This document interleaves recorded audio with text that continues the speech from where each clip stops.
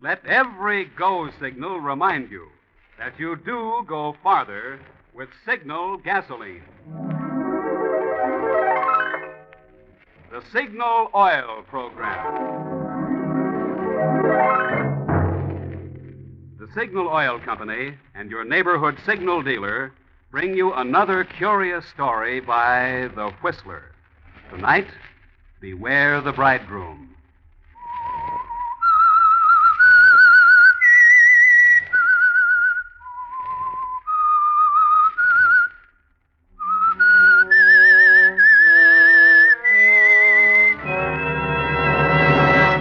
I am the Whistler, and I know many things, for I walk by night. I know many strange tales, many secrets hidden in the hearts of men and women who have stepped into the shadows. Presently I'll tell you of nameless terrors of which they dare not speak.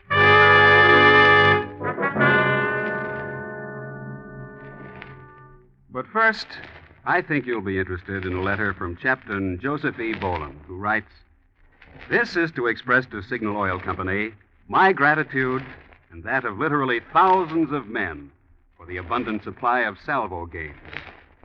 Both on the outbound voyage and on the return trip, when we brought back many wounded and battle-weary men, you could find salvo games in progress on any part of the ship.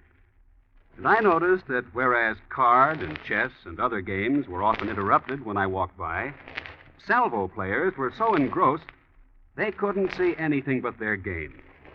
I sincerely hope Signal Oil Company will be able to continue their generous supply of this excellent game. Friends, several weeks ago, we announced on this program that a limited supply of salvo games would be available to the public. There are still a few of these games left at Signal stations. However, in view of the constantly increasing demand for salvo games from men in the armed forces, the Signal Oil Company feels that from now on, every salvo game should be sent where it's most needed, for the recreation of our boys in uniform. And now, the Whistler.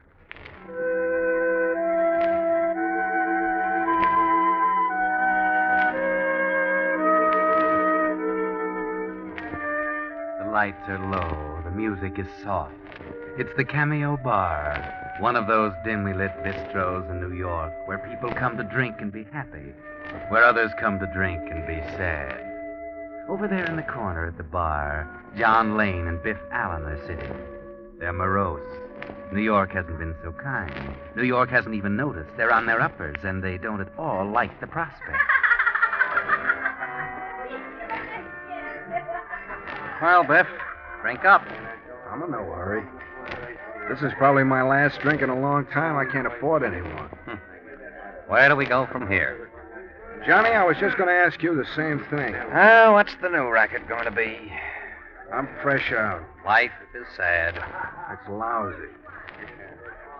We had to come to New York. Yeah. Bigger pickings, you said. Bigger suckers. All right, I was wrong. You were 100% wrong. Yes. Money is the root of all evil. Oh, that's wrong, Biff. The love of money. All right. Sport your college education. You know when I feel good? When I'm in the bucks. Life's no good when you're broke. Whoever said money isn't everything didn't know what they were talking about. It's everything all right with me. I'm going back home. You off your nut? Starving's no fun. Another drink, boys? Oh, sure, the same. You bet. Cold out, ain't it? Yeah, and getting colder every minute. The hometown's cooled off by now. It's after elections. I'm afraid we're remembered. Well, here you are, boys. Why don't you look what you're doing? Well, gee, sorry, fella. Oh, you're sorry. That's going to help my suit, ain't it? The clumsy ignorant. He said he was sorry, Johnny. Yeah, I said I was Oh, sorry. don't bother. Well, I'll fill your glasses up again. Oh, gee. Thanks. I said I was sorry. Johnny, you want to watch that Oh, temper? I'm It was sorry. an accident. Yes, I know. Anyhow, we have to think of something. Nothing new under the sun. Shakespeare said that? Could be. You know, Johnny, I've been sitting here looking into this glass of scotch. What do you see? The reflection of my right eye. Yeah. It's bloodshot. Oh, I'm trying to think. Look at the reflection of your right eye. It's more soothing. I could spit in my right eye. I'm that sore. No future in it. No, I'm going back home. I miss my old lady. She could fix a beef stroganoff that would melt in your mouth. You got exotic tastes. What's wrong with you? I miss my old lady. Oh, she'd throw you out of the house. You know, Johnny, maybe we could try to dream up something sort of legal. I tried that once. Yeah. Hey, look. What? That mouse in a red dress. Where? There. Sitting alone in the booth. Too skinny. She's passing out. So? Let's give her a hand. Oh, listen, Sir Galahad. We're desperate, ain't we? An all-time low. Well? I don't get it. Hey, wait a minute. Maybe I do. You're the smooth one of this combo. Go ahead. Worth a chance. Maybe fate sent her. She's got class. I'm not interested in her social background. It's her money I'm thinking about. Them's real diamonds on her fingers, or I'm a cross-eyed kangaroo. Stay here. Now make it good, Johnny. Remember the mortgage on the old homestead. This isn't chivalry gleaming in my eye, but it may pass for it. You leave it to me.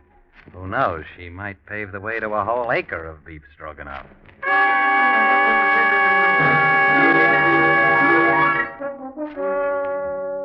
And so John Allen goes over to the booth and speaks to the little mouse in the red dress.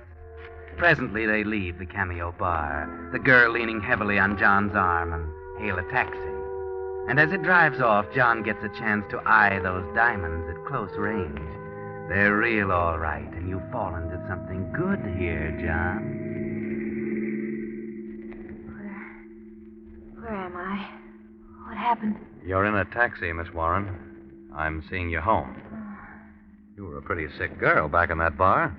How do you know my name? Who are you? I looked in your purse, hoping I might find a clue to your address. I not only found a clue, I found the whole works right on this card. Miss Julie Warren, Park Plaza Hotel, New York City. You are Miss Warren, aren't you? It was very kind of you. I wasn't sick. I mean, not the way you think. I had only one drink. Sometimes it takes only one. No, I haven't been feeling very well. I had no business being there. Probably nobody in the joint has any business being there. We're almost to the hotel, aren't we? Yes. By the way, my name is Lane, John Lane. How do you do? Another, by the way, I helped myself to a small portion of the contents of your purse to defray the expenses of this transportation. I hope you don't mind. Not at all. With careless stupidity, I left my wallet at home. It's all right. You know, you shouldn't carry so much money around with you. Dangerous? Oh, haven't you heard? There are thieves abroad in the night. Are you a thief? Oh, do I look like a highwayman? Highwaymen rarely do. Oh, my head. Look, you'd better lie back. Relax. You'd better take your hand off my arm. Well, I just wanted you to be comfortable. I'm sorry. You have done me a real favor, haven't you? I thought so. I have to be careful. A millionaire, huh? Several times over. Must be convenient. The opposite. Why? My grandfather, Josiah T. Warren, made several dozen fortunes by dreaming up a new kind of soap. When he died, he left $20 million to me. So, naturally, you have to be careful. Everyone is after my money. Oh, why attribute base motives to everyone? Look at me. My money hasn't made me glamorous or beautiful. I'm a plain Jane, and I know it. So, when anyone acts interested, I naturally attribute it to the money. Oh, you've got a complex. You aren't that bad. Thanks for being gallant. Here's the Park Plaza. Yes. Thank you. May I see you again? Why? Suspicious? As always. I'd like to snap you out of that complex, poor little rich girl. Think you're up to the job? I'm a bundle of neuroses. My middle name is Freud. Mine is cautious. You know, there might be a common meeting ground for the two somewhere along the line. Well. Friday night? All right. Sure. As they say in the confession magazines, it's a date.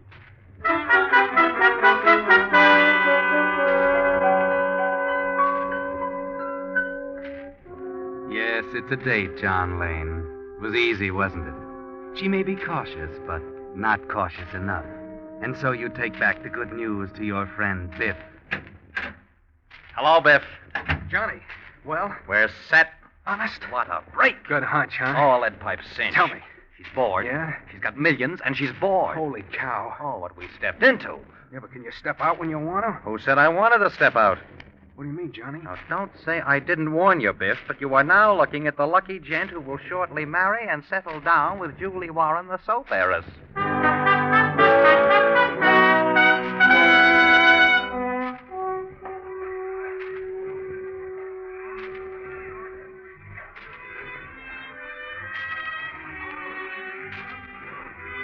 Enjoying yourself, Julie? Uh-huh.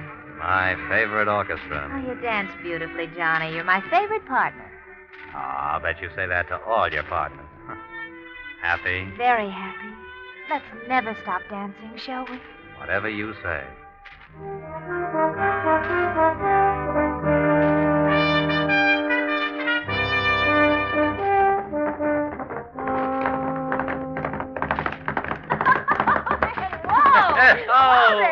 Say, you're good. You know, I was raised in a farm in Michigan. I've been riding since I was 9, but you gave me a real race. Well, I should, Johnny. I went to the best riding academy. Tired? Not a bit. Oh, you look swell, Julie. Radiant. I owe it to you, Johnny. You got me out of that shell and into the open. These weeks have been wonderful. Come on. I'll race you back to the stable. Okay, here I come, right after you.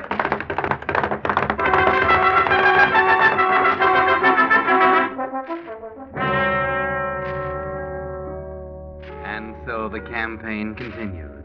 Dining, dancing, horseback riding, the theater, the races, the works. And it's a success. Julie Warren and John Lane sneak off quietly to Connecticut one day and are married. Off to Bermuda for a honeymoon, a blissful idyll, and then return. Make it look good, Johnny. Darling, now we're back. I can't just sit around being a rich woman's husband. Why not, dear? Well, I just couldn't. You get bored? Might. Yes, you might. Then you won't mind, dear? Of course not, Johnny. Oh, good. I want you to be happy, and if you have to be busy to be happy, of course. Oh, I'm glad you agree with me, sweet. Kiss me. Yes, sir. A pleasure.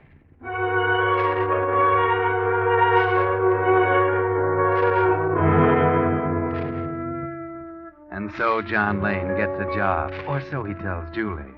So he's not around in the daytime. But by night, there's the theater and parties, weekend yachting excursions, plane trips. Nothing too expensive or too grand. Life is easy. Life is charming and without care. The marriage of John Lane and Julie Warren is a sensational success until one day... Hello, John. Hiya, darling. Back from work so early. Yes, I'll have to hurry and dress. By the way, we're not going to the theater tonight. Oh? Why not? We've some talking to do. Oh, what do you mean? Johnny, you love me, don't you? Of course, dear. That's good. Well, what are you leading up to, Julie? Sit down, won't you? Yeah, sure. I've something to tell you. So I gathered. Comfortable? Quite. Don't stall. I'm broke.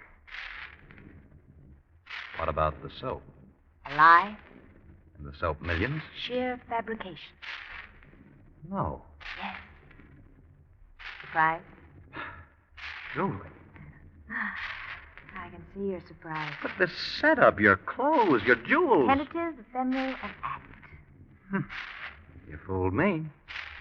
You don't really mind, do you, Johnny? I love you, Why darling. did you do it? Why? And how did you do it? I grew up in Red Wing, Minnesota. Go on. Have you ever been to Red Wing, Minnesota? No. I wanted to get away. I was an orphan. When I was 12, an old woman adopted me. She wanted a maid, cheap. You? Yes. The millions, the clothes, your rings. I'm coming to that. This old woman tried to be nice, but she didn't quite know how to be. She let me go to night school and brush up on my grammar and things like that. Last year, she died. She left me $10,000. I've never been very popular, Johnny. I had a very exciting life, and I wanted romance and excitement and glamour. The husband.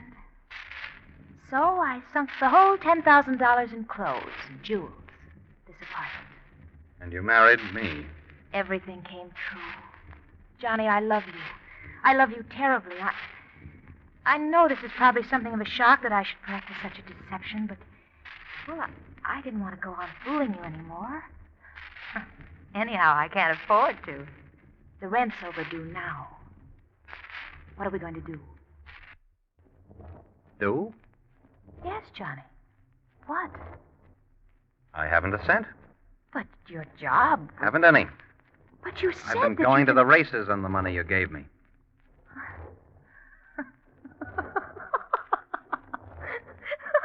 Then we're both fakes. 10 carat. Ah, it's a laugh, isn't it? Yes. Yes, isn't it?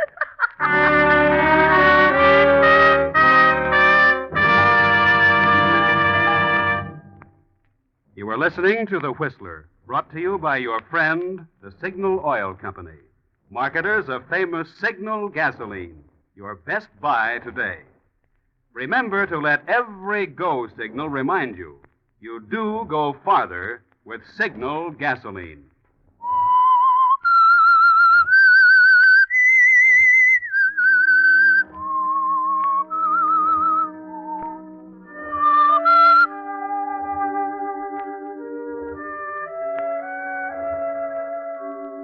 Well, this is quite a surprise, isn't it, John? You married Julie because you thought she was worth millions. Now you find out she hasn't a cent. Two cheats caught with each other. So you go out for a walk to talk things over and to have a talk with Biff Allen at his rooming house. You're kidding, Johnny. No, I'm not kidding. She hasn't got a cent. The rent's overdue. Won't believe it. We got taken by a mouse in a red dress. I'm not so sure. What do you mean? Maybe we'll come out of it okay after all. How? The dame hasn't got any money. I've just remembered something. An insurance policy. Huh? An insurance policy? Yeah, for 20 grand. I don't get it. No, but I do if she dies. Yeah? Yeah, I ran across it one day on her things. She said she'd forgotten about it, but now that we were married, she'd have me named as beneficiary. And she did? Yeah, she did. I saw to it. Mm-hmm. But I still don't see. You don't get it until she dies. That's right. And she's good for plenty of years yet. Yeah, And we need the money now. right again. So, there's only one solution. Yeah, what? She's got to die now. Oh, but she... Wait a minute, Johnny, no. We've done a lot of things, but we never got into anything like that. I don't plan to. I'm not interested in murder. In this state, you burn. Not me. I'll figure a way. I won't get caught. Johnny, listen, plenty of guys have tried, and they got caught. Don't do it. We can make money some other way and live to enjoy You it. worry too much, Biff. Now, don't worry. I'll be okay. Johnny, you mean you're really going to do it? Yes, I am. I'm not going to be made a sucker by a mouse in a red dress.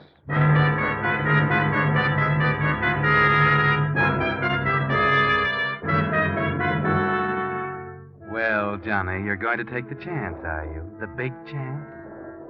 Think you can get away with it, do you? Well, plan it carefully. Figure the whole thing out as you walk back to the hotel. Get up your nerve as you slip in the back door and sneak up the stairs. Now, into the apartment and get it over with as fast as possible. Johnny? Johnny, is that you? Oh, I was so worried about you. Where'd you go? Johnny? What's the matter? Why are you looking at me like that? Johnny, stop it. Johnny? What are you going to do? Johnny? Stop. John, stop it!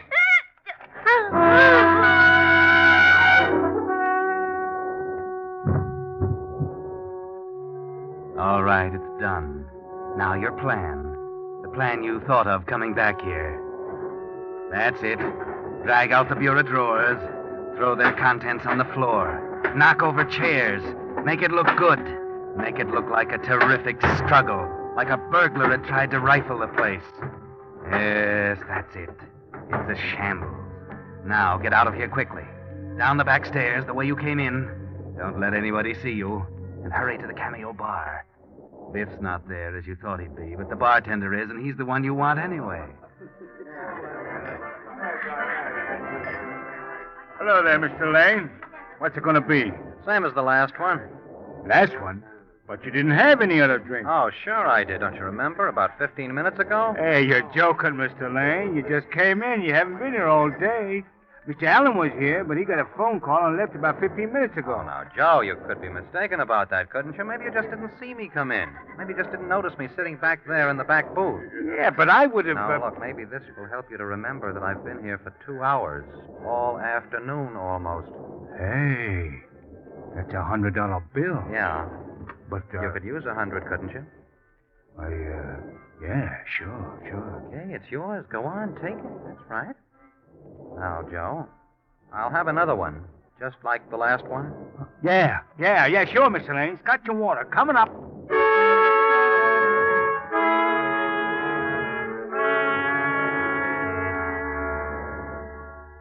Simple, isn't it, Johnny? Your alibi is all established. Joe's like anybody else. He'll keep his mouth shut for $100. Now all you have to do is go back to the hotel, taking your time. Stop at the desk for your key, ride up in the elevator and chat with the operator. Go into the apartment, find the body, and yell for help. Simple, isn't it? But it's even simpler when you get there, because the elevator boy has news for you. There's something doing up on your floor, Mr. Lane. Something doing? What? I don't know, but there are cops up there. This is even better. Somebody's already found the body. A chambermaid, perhaps. You get off, go in, and there they are. Why, what's the matter? What's going on here? Oh, you're Mr. Lane? Yes, I'm Mr. Lane, but what are all these... I'm sorry, Mr. Lane. I have some bad news for you. Oh, what's the matter? What's happened here? Where's Julie? I'm sorry, Mr. Lane. There's been a tragedy. Your wife is dead. Dead? Dead? No, it can't be. It can't be. Now, please, Mr. Lane, I'll take it. Hey, somebody, hurry up, bring me some water. Hurry up, get it over here. That's right, Johnny. Put on a good act. Lay it on thick. Take a few minutes before you're coherent enough to ask the inspector a question. How did it happen? One of the maids saw a suspicious character breaking into your room. She called the police, but we didn't get here in time to save Mrs. Lane. The place was in shambles, and she'd been strangled. You said a suspicious character? Yes, a burglar. We got here in time to catch him just as he was trying to leave. You caught him? Yes. Don't worry, Mr. Lane. He'll be brought to justice for the murder of your wife.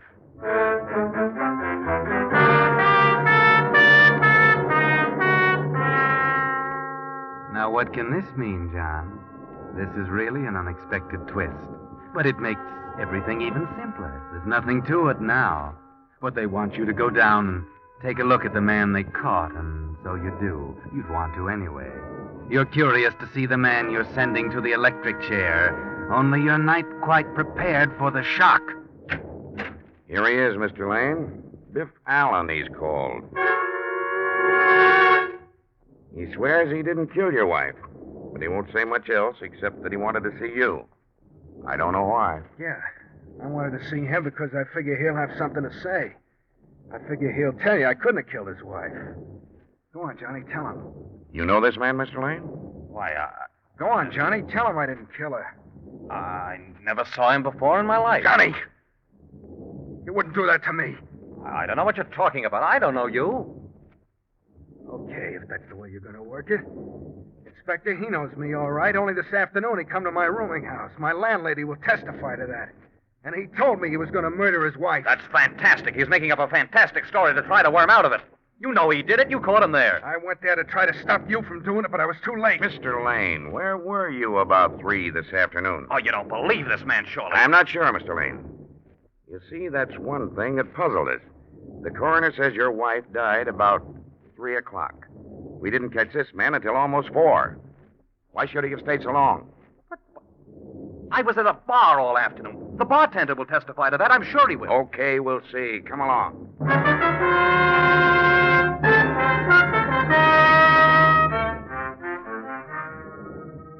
Things aren't going so well, are they, Johnny? Now everything depends on Joe, the bartender. But you can depend on him, can't you, Johnny? You the bartender here? You've been on duty here all afternoon? Yeah, sure. From 2 o'clock on. Okay. Did you ever see this man? Oh, yeah, sure. That's Mr. Lane. Was he here about 3 o'clock this afternoon? What? No. No, he wasn't. He gave me $100 to say so, but he wasn't. He didn't get here till after 3:30. Why, you... Here, take it easy. I'm sorry, Mr. Lane. I thought it was just your wife you wanted to fool. I had no idea it was anything to do with the police. I can't take any chances like that, Mr. Lane. I would have told you that. All right, Lane, now you'd better come along with me. Quietly.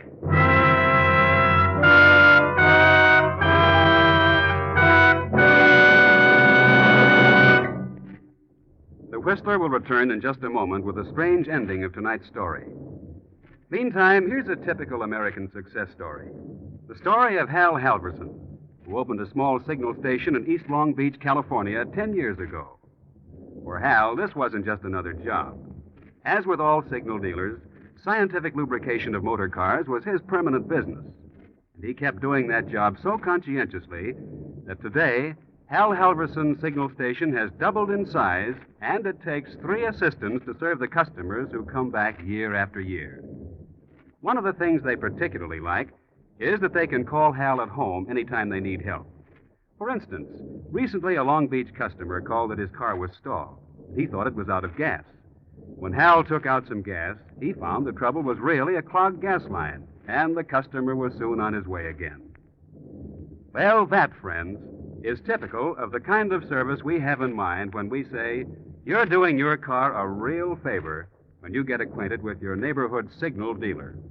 He's not only a trained expert in lubrication, but because that's his permanent business, your signal dealer is conscientiously interested as you are, in helping your car go farther.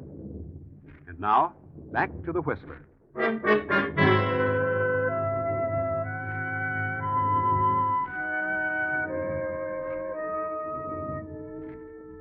Yes, Johnny Lane now sits brooding in a solitary cell up the river. You can't blame him for being unhappy about Biff wandering in and spoiling the setup.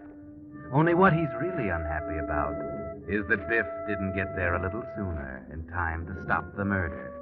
Yes, you see, the reason Biff came to the hotel and broke into the room was to stop Johnny, to tell him that there was no need to murder Julie, that he had checked up and found out that she was a long way from being penniless.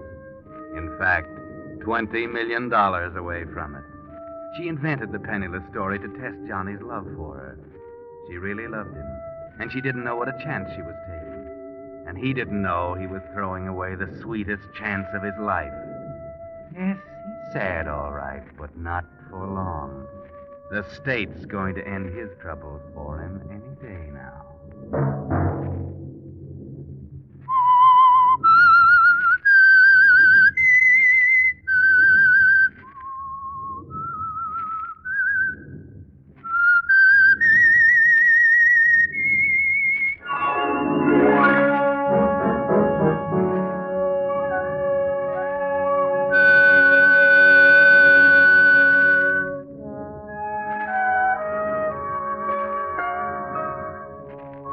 Next Monday at 9 o'clock, the Signal Oil program will bring you another strange tale by the Whistler.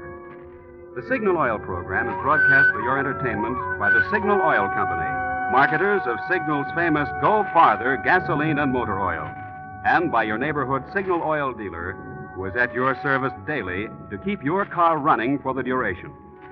The Signal Oil program, directed by George W. Allen, with story by Victor Kushner and music by Wilbur Hatch, is transmitted to our troops overseas by the Armed Forces Radio Service.